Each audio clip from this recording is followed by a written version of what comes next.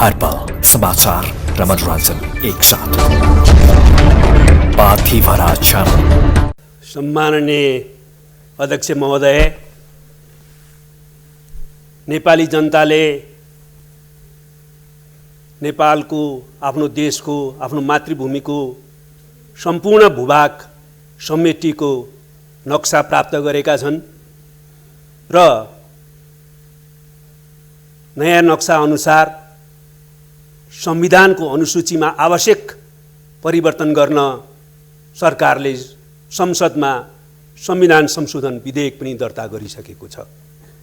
नेपालको सार्वभौमिकता र भौगोलिक अखण्डताको रक्षाको दिशामा, आफ्नो भूभाग प्राप्तिको दिशामा चालिएको यो ऐतिहासिक पहल कदमी हो र यो ऐतिहासिक कोसेढुङ्गा बन्न पुगेको छ।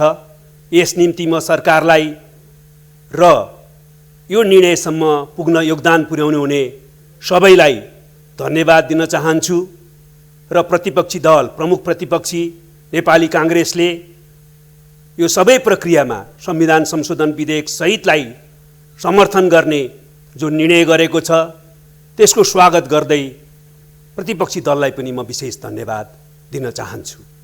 अब हामी यो नक्सा सँगसँगै हाम्रो मुख्य काम भने अब हाम्रो अतिक्रमित भएको भूभाग प्राप्त गर्नु हो।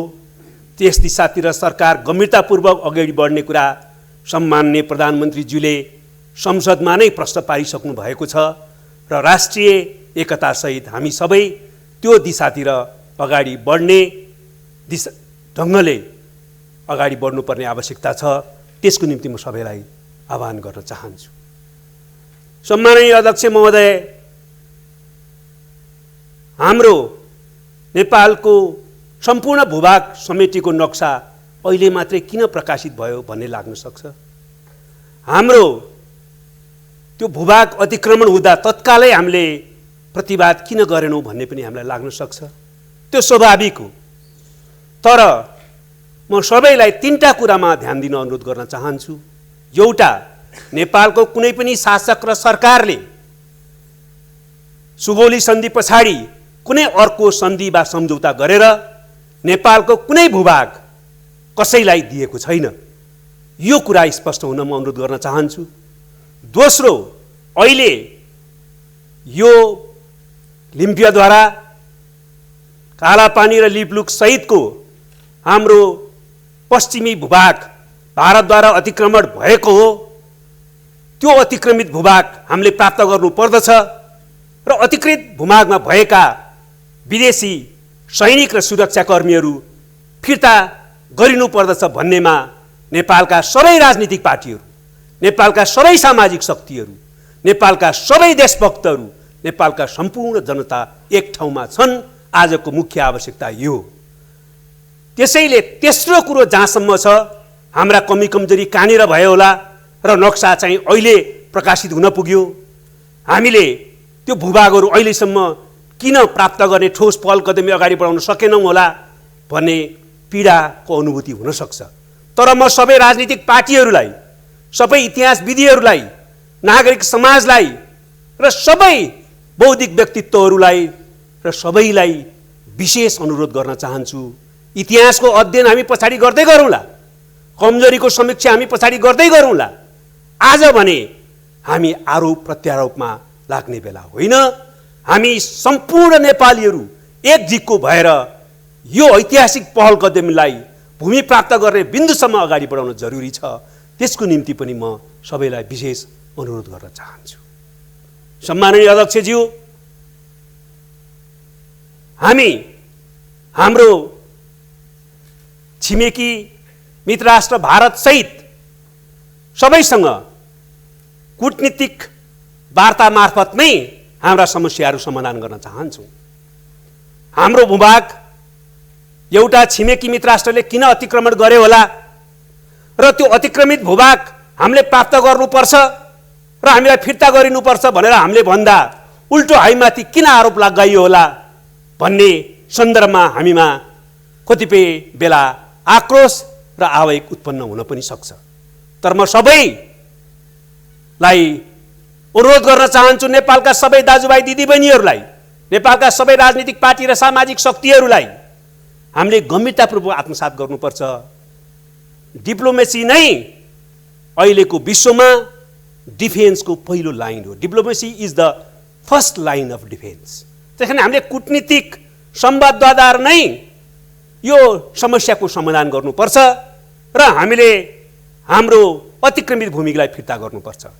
त्यसैले हामी कोही पनि आवेगमा नआउँ, आक्रोशमा नआउँ, उत्तेजनामा नआउँ, कसैलाई उत्तेजित पार्ने काम पनि नगरौँ र कूटनीतिक संवादमा केन्द्रित भएर यो समस्याको समाधान पनि गर्ने दिशातिर अगाडि बढौँ भनेर म अपिल गर्न चाहन्छु र हाम्रो छिमेकी मित्र राष्ट्र भारतलाई पनि छिटोभन्दा छिटो कूटनीतिक माध्यमबाट यो समस्याको समाधान गर्न तत्काल संवादमा आउन अपिल गर्न चाहन्छु ताकि हामीले यसलाई सकारात्मक ढङ्गले ऐतिहासिक तथ्य र प्रमाणको आधारमा समाधान गर्न सकौँ र दुईटा देशको छिमेकी मैत्रीपूर्ण सम्बन्धलाई अझ सुदृढ गर्न सकौँ।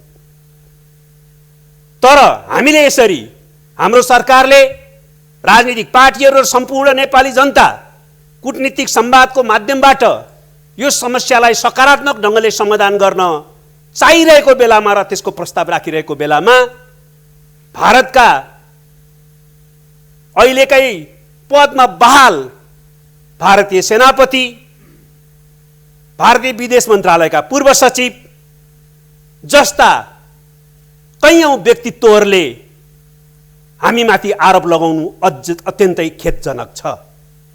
म स्मरण गराउन चाहन्छु, विश्वमा करिब करिब औँलामा गन्न सकिने देशहरू मात्रै साम्राज्यवादबाट मुक्त भएर उपनिवेश नबनिरहेको अवस्थामा त्यो देशमध्ये नेपाल पनि एउटा थियो।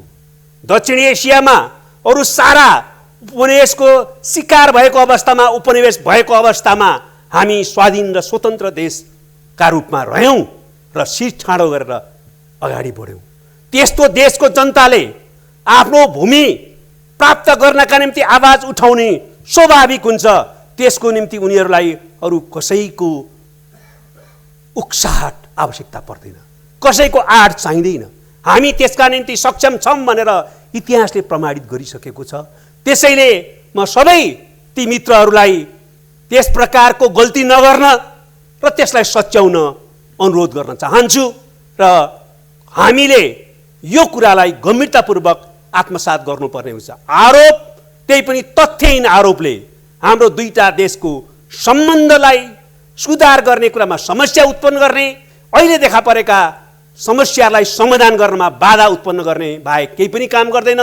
त्यो दिशातिर पनि म विशेष ध्यानाकर्षण गर्न चाहन्छु। यदि सम्बन्धित व्यक्तिहरूले नसच्याएको अवस्थामा पनि भारतीय सरकारले यसलाई व्यवहारमा सच्याएर देखाउनु पर्ने आवश्यकताप्रति म ध्यानाकर्षण गर्न चाहन्छु।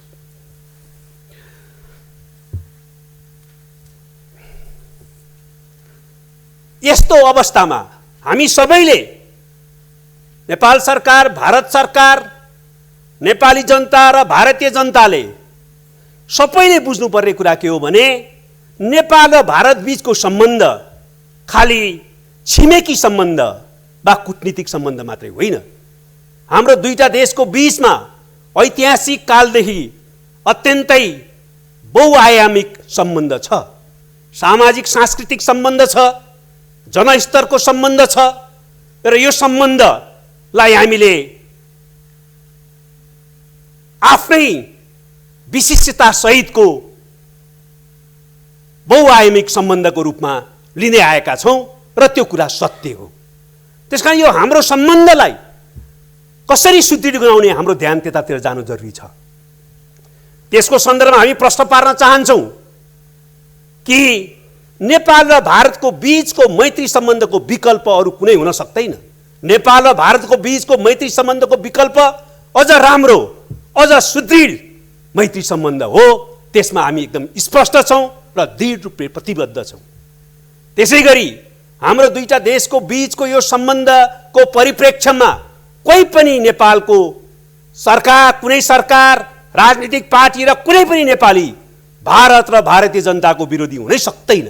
हामी त्यस्तो कल्पना पनि गर्न सक्दैनौँ। तर हाम्रो देशको राष्ट्रिय सार्वभौमिकता, भौगोलिक अखण्डता, स्वाधीनता, स्वाभिमान र हितका रक्षा गर्नु अरू कुनै पनि देशको नागरिकको कर्तव्य भए जस्तै हाम्रो पनि आफ्नो कर्तव्य हो। हाम्रो त्यो कर्तव्यका पक्षमा हामी लागिरहँदा त्यसलाई अरू कुनै देशले हाम्रो विरोध भयो भनेर सोच्नु उपयुक्त हुँदैन, त्यसरी सोच्न मिल्दैन। त्यसतर्फ पनि म भारतीय सरकार र भारतीय मित्रहरूलाई विशेष अनुरोध गर्न चाहन्छु कि हामी कुनै पनि हालतमा भारतको विरोधी हुन सक्दैनौँ, छैनौँ, तर नेपालको राष्ट्रिय सार्वभौमिकता, भौगोलिक अखण्डता र स्वाधीनताको पक्षमा उठ्नु कर्तव्य हो। उभिन्छौँ र त्यसको पक्षमा हामी निरन्तर लागि नै रहन्छौँ। हो, हामी यो पनि स्पष्ट पार्न चाहन्छौँ कि हामी कुनै पनि छिमेकीसँग विशेष राजनीतिक सम्बन्धमा रहन चाहन्नौँ। हामी कसैको पनि सुरक्षा अवधारणाभित्र, सुरक्षा छाताभित्र रहन चाहन्नौँ। हामी कुनै पनि छिमेकीको विरुद्ध कुनै पनि कार्ड खेल्न चाहँदैनौँ। हामी दुवै छिमेकीहरूसँग अत्यन्तै मित्रवत सम्बन्ध राख्न चाहन्छौँ, समनिकटताको सम्बन्ध राख्न चाहन्छौँ। दुवै छिमेकीहरूसँग हाम्रा विशिष्ट आयामहरू सहितका सम्बन्धहरू छन्। ती सम्बन्धहरूलाई हामी स्वीकार गर्छौँ र त्यसलाई आत्मसात गर्छौँ र त्यसलाई बलियो बनाउन चाहन्छौँ। त्यसैले यो कुरोलाई आत्मसात गरेर हामीले हाम्रो यो सम्बन्धलाई सुदृढ बनाउनु पर्ने आवश्यकता छ। म यो पनि भन्न चाहन्छु, नेपाल र भारतको बीचमा जस्तो प्रकारको ऐतिहासिक, सामाजिक, सांस्कृतिक सहितका सम्बन्धहरू छन्, यो सम्बन्धलाई हामीले ठिक ढङ्गले अगाडि बढाउन सक्यौँ आजको आवश्यकता मुताबिक भने विश्वमै छिमेकी देशहरूको बीचको अनुपम र उदाहरणीय सम्बन्ध बन्न सक्छ। हामी त्यस्तो सम्बन्ध बनाउन प्रतिबद्ध छौँ र हामी त्यसका निम्ति खुल्ला छौँ र आफ्नो तर्फबाट सम्पूर्ण कुरा गर्न प्रतिबद्ध भएको कुरा पनि जानकारी गराउन चाहन्छौँ। तर नेपाल भारतको बीचमा यस्तो हुँदाहुँदै पनि केही समस्याहरू देखा परे। हाम्रो समस्याहरूको आयामलाई हेर्दा 4 आयामका सम्बन्धहरू छन्, समस्याहरू छन्। 4 पक्षमा हाम्रा समस्याहरू छन्। एउटा नेपाल भारत सीमा समस्या, त्यसको अहिलेको एउटा ठोस अभिव्यक्ति हाम्रो पश्चिमी सीमा लिम्पुदरा, लिपिलेक, कालापानी सहितको हाम्रो भूभाग अतिक्रमण भएको छ, भारतले अतिक्रमण गरेको छ। त्यस्तै सुस्तामा हाम्रो भूमि अतिक्रमित भएको छ, सुस्तावासीहरू बिचल्लीमा छन्। हाम्रो भूभाग त्यहाँ पनि एउटा भारतद्वारा कब्जा गरिएको छ। विभिन्न ठाउँहरूमा सीमा स्तम्भहरू उखलिएका छन्। सीमाका विभिन्न भागहरूमा हाम्रो भूभाग अतिक्रमणमा परेको छ। त्यसकारणले एउटा प्रमुख समस्या सीमा अतिक्रमणको समस्या हो। यो सीमा अतिक्रमण अन्त्य गरेर, बन्द गरेर नेपालको भूभाग, ऐतिहासिक तथ्य र प्रमाणहरूले पुष्टि गर्ने भूभाग हामीले प्राप्त गर्यौँ, हामीलाई फिर्ता गर्यौँ भने मुख्य समस्या समाधान हुनेवाला छ। दोस्रो समस्याको पक्ष हो हामीमाथि दुईटा बीचमा इतिहासको विरासतमा रहेका असमान सन्धि सम्झौता। हामीले ती असमान सन्धि सम्झौताहरूलाई पुनरावलोकन गरेर त्यसलाई खारेज गर्ने वा आवश्यकता अनुसारको, आजको आवश्यकता अनुसारको नयाँ सन्धि सम्झौताद्वारा प्रतिस्थापन गर्नुपर्ने आवश्यकता छ। त्यसमध्ये 1950 को सन्धि हामी सबै सिङ्गो नेपाल एक भएर त्यसमाथि पुनरावलोकन गरौँ र आवश्यकता अनुसार त्यसलाई नयाँ पारस्परिक सम्मान र समानतामा आधारित नयाँ सन्धिद्वारा प्रतिस्थापन गरौँ भनिराखेका छौँ। यस प्रकारको असमान सन्धिलाई खारेज गरेर हामी सम्बन्धलाई सकारात्मक दिशातिर लैजान सक्छौँ। तेस्रो कुरा हाम्रो सम्बन्धमा रहेको अर्को समस्या के हो भने हामीले यो बीचमा पनि देखिराखेकै छौँ कि हाम्रो बीचमा आन्तरिक मामलामा कति बेलामा हस्तक्षेप हुने गरेको छ। हामी चाहन्छौँ यस प्रकारका कामहरू नहोस्। अहिले यो परिवर्तन पछाडि नयाँ संविधान जारी गरिसकेपछि नेपालको आन्तरिक मामलामा हस्तक्षेप गर्ने प्रवृत्तिलाई हामीले पछाडि धकल्न सफल भएका छौँ र त्यसबाट देशलाई मुक्त राख्ने प्रक्रियामा छौँ। तर हामीले धकल्न नपरोस्। भारतको संस्थापन पक्ष, भारतको सरकारले नै त्यसबारेमा आफ्नो आत्मालोचना गरेर त्यस प्रकारका सबै प्रवृत्तिहरूलाई सच्याउन जरुरी छ। हामीले नेपालको संविधान जारी गर्दाखेरि भारत सरकार र भारतीय जनता खुसी हुनुपर्ने हो। 60 वर्षदेखि नेपाली जनताले लगातार सङ्घर्ष गरेर जो संविधान आफ्नै चाहिँ जनताका प्रतिनिधिद्वारा आफैले जारी गरे त्यसमा छिमेकी मित्र राष्ट्र खुसी हुनुपर्ने हो, तर हामीले नाकाबन्दीको सामना गर्नु पर्यो। यस प्रकारका घटनाहरू बेला बेलामा हुने गरेको छ। त्यसै कारणले गर्दाखेरि यस प्रकारको हस्तक्षेप भएन भने पनि हामी अगाडि बढ्न सक्छौँ। त्यसै गरी हामीले चाहिँ आर्थिक क्षेत्रमा पनि उत्पीडनको अनुभूति कतिपय बेला गर्नु परेको छ। कोशी गण्डकी सम्झौताहरू र पारावान जस्तो हाम्रो आफ्नो अधिकारका सन्दर्भमा नि बेला बेला हामीले सङ्घर्ष गर्नु परेको र पारावान अधिकारका निम्ति सङ्घर्ष गर्दा कतिपय बेला नाकाबन्दी बेहोर्नु परेको स्थिति पनि छ। त्यसैले यो 4 प्रकृतिका जो समस्याहरू छन् यो समस्याहरूलाई हामीले सकारात्मक ढङ्गले समाधान गरेर नेपाल भारत सम्बन्धलाई आजको युगको आवश्यकता अनुसार सुदृढ असल छिमेकी मैत्री सम्बन्धमा बदल्न जरुरी छ र त्यो सम्भव छ।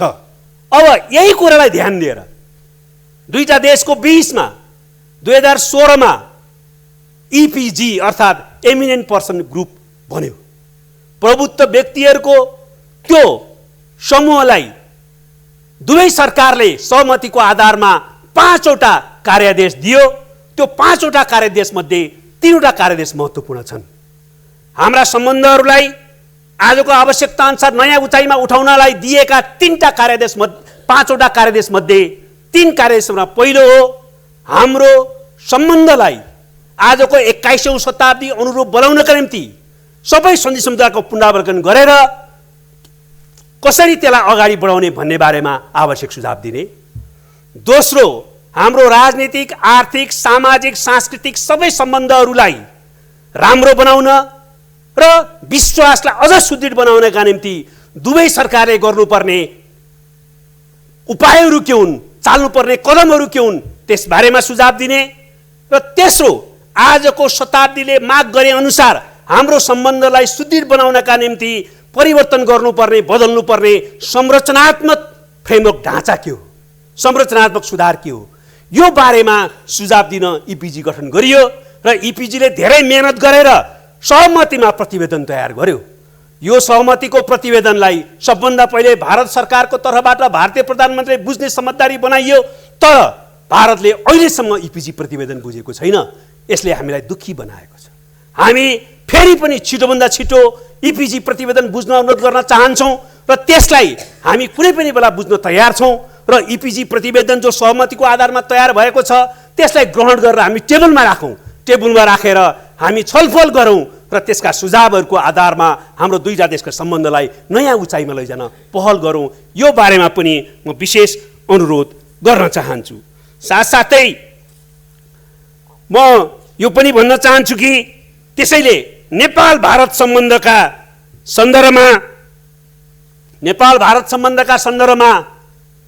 यस सम्पूर्ण पक्षलाई हेरेर हामी कसरी अगाडि बढ्ने, 3 आधारमा हामी अगाडि बढ्यौँ भने हाम्रो सम्बन्ध उदाहरणीय हुन्छ, अनुपम हुन्छ, हाम्रा समस्याहरू धेरै तुरुन्तै समाधान हुन्छन् र हामीले चाहिँ नयाँ उचाइमा हाम्रो सम्बन्ध अगाडि बढाउन सक्छौँ।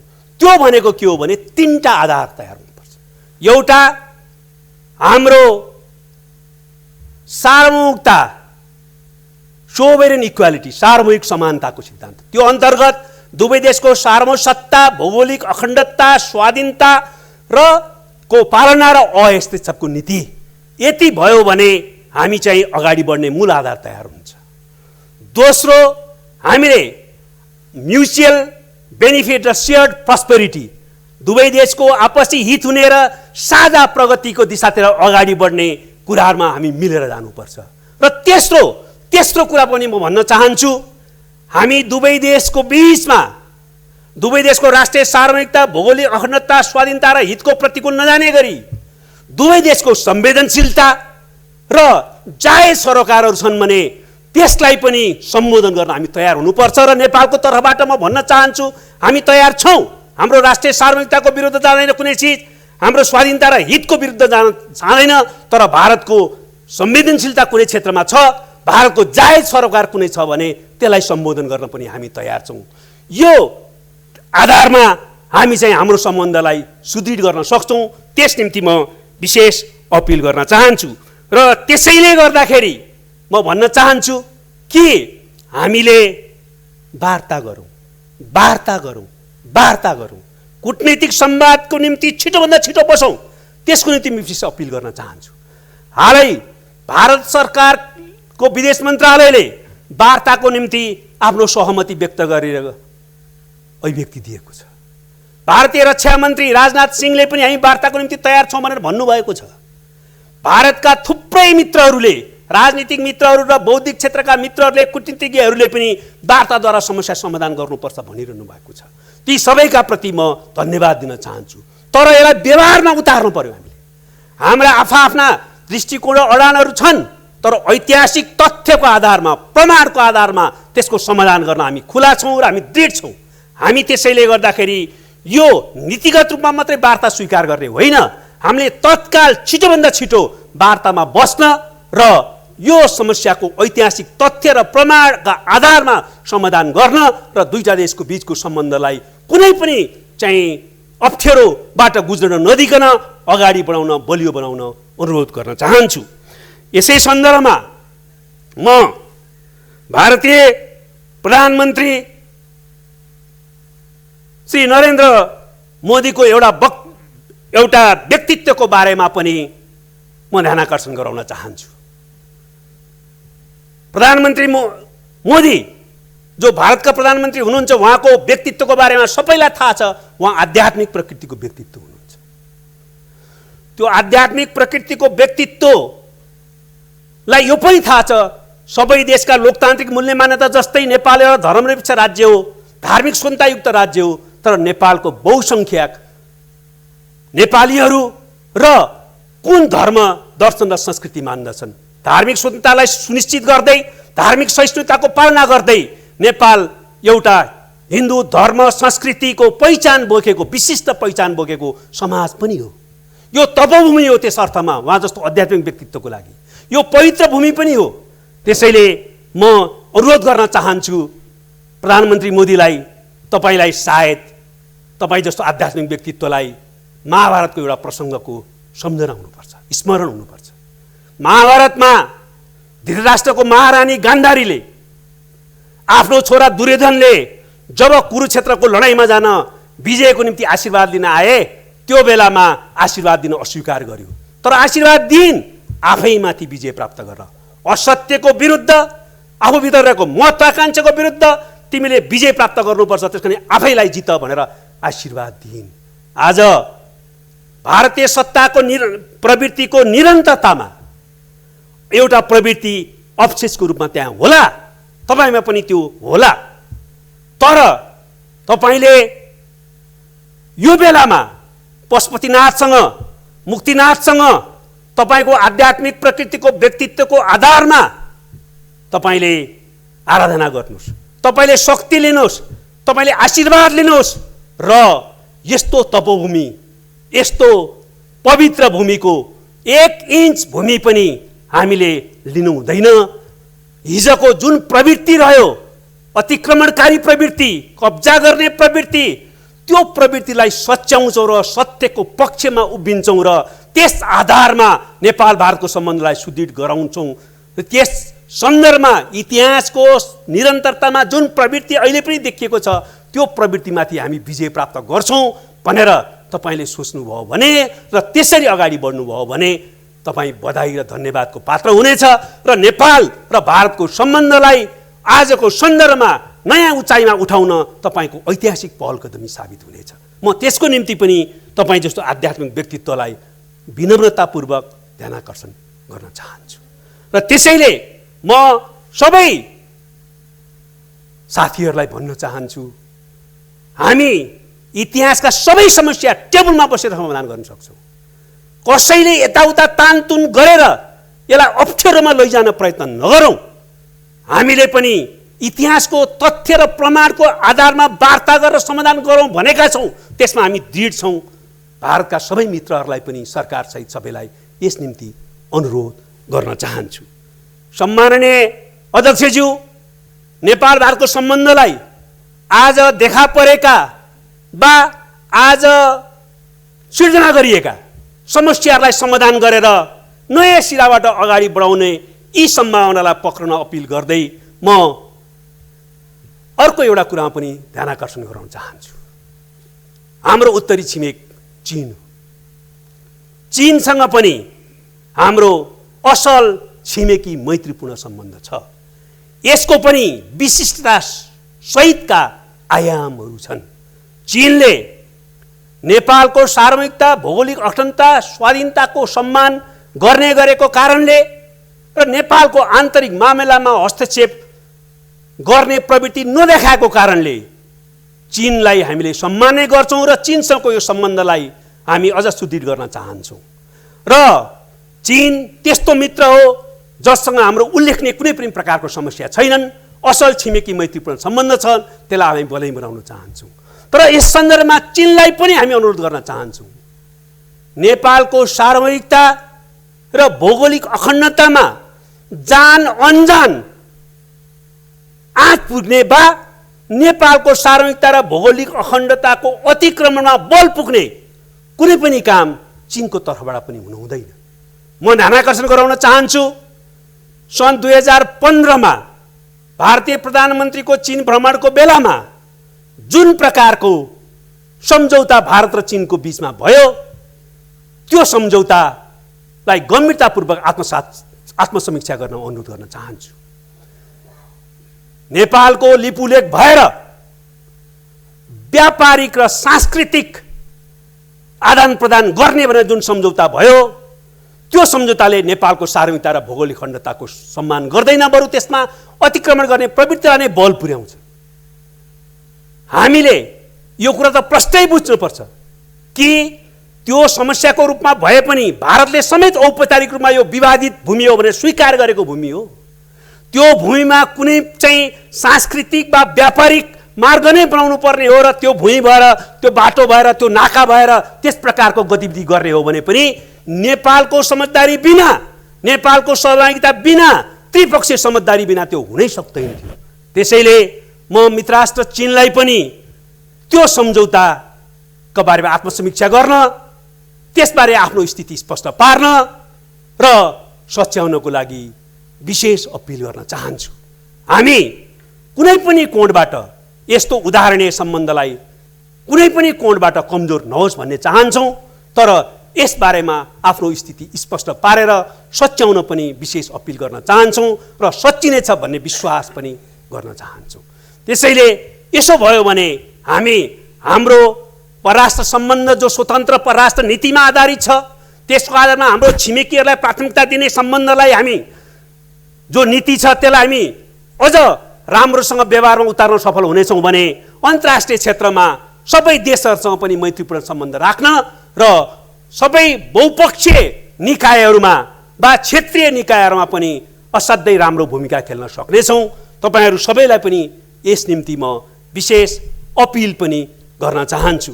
त्यसैले गर्दाखेरि म अहिले अरू धेरै कुरा नभनिकन यो सन्दर्भमा फेरि एकपटक सबैलाई विशेष अनुरोध गर्न चाहन्छु र नेपाल भारत सम्बन्धका बारेमा मूलतः यति कुरा राख्दै म यसलाई यही अन्त गर्न चाहन्छु र एउटा विषयमा, अर्को विषयमा म सम्माननीय अध्यक्षज्यू मार्फत सङ्घीय संसद, हाम्रो राष्ट्रिय सभा, सबै मान्य सदस्यहरूको ध्यान आकर्षण गराउन चाहन्छु। हामी सबैलाई थाहा छ, अर्थमन्त्रीले प्रस्तुत गर्नुभएको बजेटमा अहिलेको आर्थिक सङ्कटको स्थितिलाई हेरेर सरकारी कर्मचारीहरूले पाउने भत्ता कटौती गरिएको छ। खाजा भत्ता, बैठक भत्तादेखि अरू थुप्रै प्रकृतिका प्रोत्साहन भत्ता लगायतका भत्ताहरू कटौती गरिएको छ। अर्थमन्त्रीको अधिकार क्षेत्रको सीमालाई ध्यान दिएर उहाँले संसदको माननीयहरूको अधिकार क्षेत्र, यो संसदको अधिकार क्षेत्रलाई उल्लङ्घन गर्न नमिले भन्नाले त्यसबारेमा केही भन्न सक्नु भएको छैन। तर आजको आवश्यकतालाई ध्यान दिएर म सङ्घीय संसदका सबै पदाधिकारी र मान्य संसदहरूलाई विनम्रतापूर्वक अनुरोध गर्न चाहन्छु, हामीले आजको आवश्यकताको कोणबाट पनि कर्मचारीहरूले भत्ता नलिने, तर हामीले लिनु नैतिकताको कोणबाट पनि शोचनीय विषय भएकोले भत्ता नलिने निर्णय गरौँ। यस निम्ति पनि विशेष अपिल गर्दै बिदा हुन्छु। धन्यवाद।